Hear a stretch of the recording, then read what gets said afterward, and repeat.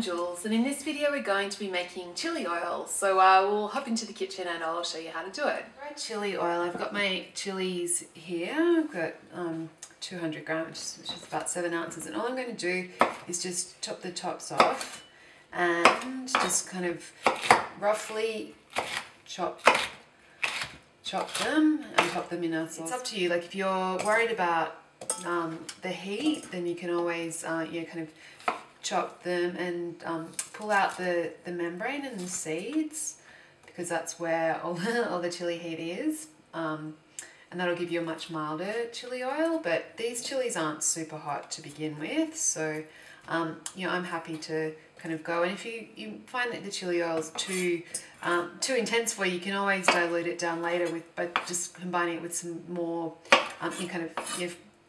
fresh olive oil. So it's not like the end of the world if you make it and you find that it's too hot. And then we just want a little bit of garlic. So probably I'm going to use about 3 cloves today, but it's up to you. If you'd like a more garlicky oil, you can always add more. Or if you're not into garlic, you could even skip garlic altogether. So just kind of squish the cloves and just pull the papery skins off. And just pop them in the pot. So we want our oil, so I'm just going to measure out. Hopefully I've got enough here. We want 2 cups of oil.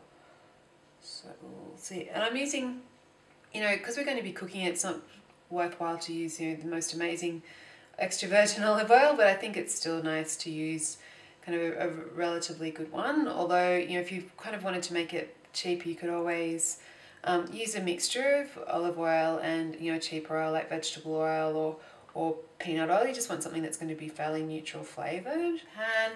And then we'll just pop that over a medium heat. I want to bring it up to a simmer and then just let it kind of simmer away until the garlic goes brown, actually. So that's pretty much it. It'll take about 5 minutes or so once it kind of gets up to simmering points. Just keep an eye on. Okay, so that's been 5 minutes, and just having a look, the garlic's starting to go brown, but it's not super brown, and the chili's starting to look a little cooked.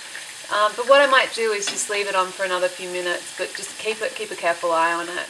The oil's been cooking for about 7 minutes now, and looking at the garlic, it's looking nice and golden. So we'll just that's looking good to me. So I'll just get it off the heat. I'm just going to let it sit. Because it's quite hot at the moment, so we'll just let it sit for a while. It's been cooling down for about 10 minutes or so. So I'm just going to remove about half of the oil, just to make it easier, a bit less dangerous. And then you could either do this in the food processor, but I'm going to just use my stick blender. And if we need a bit more oil, we can add it in. So.